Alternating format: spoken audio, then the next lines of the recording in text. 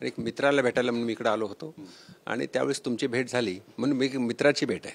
नक्कीच यादी जाहीर केली आहे शिवसेनेने 17 खासदारांची आणि बऱ्याचशी टीका टिप्पणी पण होते, त्यामुळे महाविकास आघाडीमध्ये कुठेतरी धुसफूस आहे असं वाटतं। कारण सांगलीची जागा असू द्या, दक्षिण मध्य मुंबईची जागा असू द्या, बऱ्याच नेत्यांनी नाराजी व्यक्त केलेली आहे। वर्षा गायकवाडांनी ते ट्विट सुद्धा केलेलं आहे की आमचं म्हणणं त्या ठिकाणी ऐकून घेतलं पाहिजे होतं, इतकी घाई करायला नको पाहिजे होती। बाळासाहेब थोरातही म्हणताय की आता दिल्ली दरबारी हा विषय जाईल, सोनिया गांधींकडे पोहोचेल, काय म्हणाल? अर्थात हा महाविकास आघाडीचा प्रश्न आहे, कुणाला किती जागा सुटल्या याच्यावर काही मी टिप्पणी करणार नाही।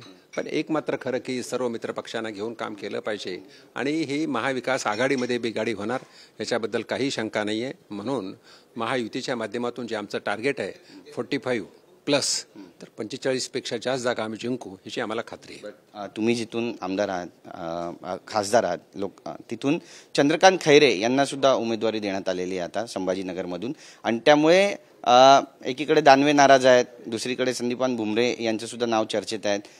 काय वाटतं विजयाची माळ कुणाच्या गळ्यात पडेल? एक मात्र नक्की, संभाजीनगरवरून जनतेने नाकारलेले उमेदवार चंद्रकांत खैरे यांना उमेदवारी दिली म्हणून आमच्यासाठी फार चांगली गोष्ट, कारण एकदा नाकारल्यानंतर परत जनता त्यांना स्वीकारणार नाही। आणि महाविकास आघाडीमधून 3-4 पक्ष आहेत, त्याच्यामध्ये जो कोणी उमेदवार असेल त्याला आम्ही स्वीकारू, त्याचं काम करू। आणि महाविकास आघाडीचे जे उमेदवार आहेत चंद्रकांत खैरे एक निष्क्रिय माजी खासदार आहेत, त्यांचा पराभव नक्की आहे।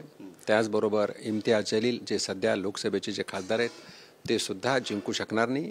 दोघांच्या माध्यमातून संभाजीनगरचा विकास खुंटलेला आहे आणि संभाजीनगरची जनता हुशार आहे, अर्थात विकासासाठी, संभाजीनगरच्या संरक्षणासाठी आणि हिंदुत्वासाठी ते मतदान करतील याची मला खात्री आहे। नक्कीच अमित शहा संभाजीनगरमध्ये आले होते, त्यांची सभा झाली होती, त्यांनी म्हटलं होतं की एक कमळ संभाजीनगरमधून आम्ही दिल्लीला पाठवणार आहोत आणि त्यामुळे तुमच्या देखील नावाची चर्चा आहे त्या ठिकाणी। तुम्ही मेंटली किती प्रिपेअर आहात?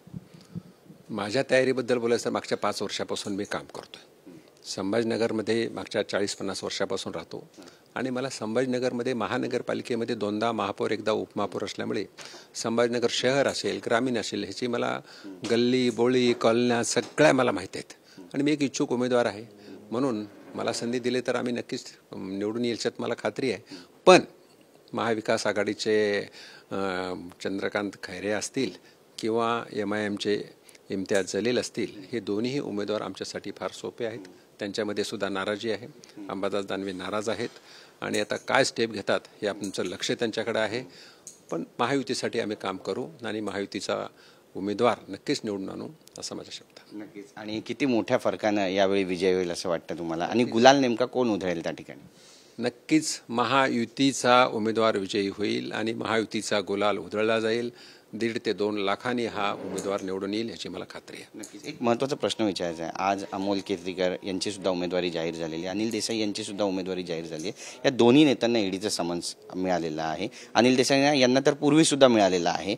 पण आता चर्चा झडते की एकीकडे निवडणुका, दुसरीकडे त्यांना कुठेतरी दाबण्याचं जे काम आहे ते सुरू झालेलं आहे आणि निवडणूक आयोगाची नेमकी भूमिका तुम्हाला काय वाटतं, काय असायला पाहिजे? तुम्ही तर केंद्रात मंत्री, याच्याबद्दल हा निवडणुकीचा विषय नाही आहे म्हणून मी काही टिप्पणी करणार नाही आहे, त्याच्या संबंधित मी काही टिप्पणी करणार नाही। आमच्याशी बोलल्याबद्दल कॅमेरा पर्सन मनीष विचारेसह गिरीश गायकवाड, TV9 मराठी, मुंबई।